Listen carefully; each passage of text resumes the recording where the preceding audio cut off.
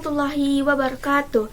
Halo sahabat UT, perkenalkan nama saya Nobel Agustin. Saya merupakan mahasiswa Universitas Terbuka dari UPBJJ Salut Seminung Batu Raja dengan nomor induk 8604297174. Di sini saya akan menjelaskan apa sih yang dimaksud teologi, epistemologi, dan aksiologi. Yuk kita bahas sama-sama.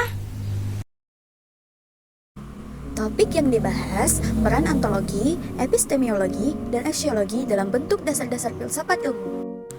Filsafat ilmu adalah cabang filsafat yang mengkaji hakikat, dasar-dasar, metode, asumsi, dan implikasi ilmu pengetahuan atau alam maupun sosial. Studi ini bertujuan menjawab pertanyaan mendasar tentang apa itu ilmu, bagaimana kebenarannya valid, dan apa tujuan penggunaannya melalui pendekatan kritis.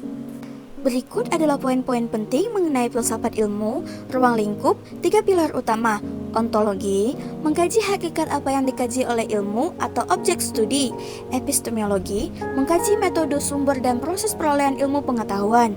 Aksiologi, mengkaji tujuan ilmu, etika, dan nilai penggunaan ilmu.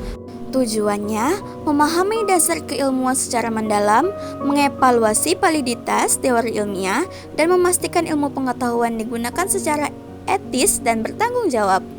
Pertama adalah ontologi. Secara bahasa, ontologi berasal dari kata ontos atau ada dan logos atau ilmu. Secara analitis, ontologi menjawab pertanyaan, apa yang menjadi objek kajian?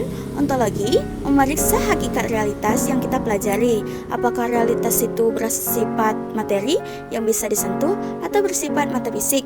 Contohnya, jika ilmu kedokteran mengkaji tubuh manusia secara fisik, maka ontologinya adalah sel, jaringan, dan organ. Ontologi memastikan bahwa ilmu memiliki batas-batas yang jelas mengenai apa yang dikaji.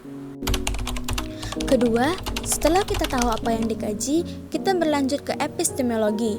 Epistemologi menjawab pertanyaan, bagaimana cara kita mendapatkan pengetahuan tersebut?